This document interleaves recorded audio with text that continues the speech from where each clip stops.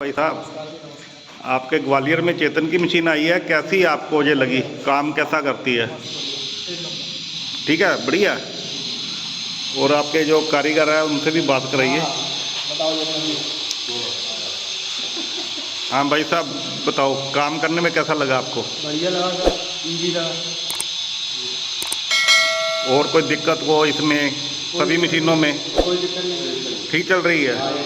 Okay है, ठीक है भाई।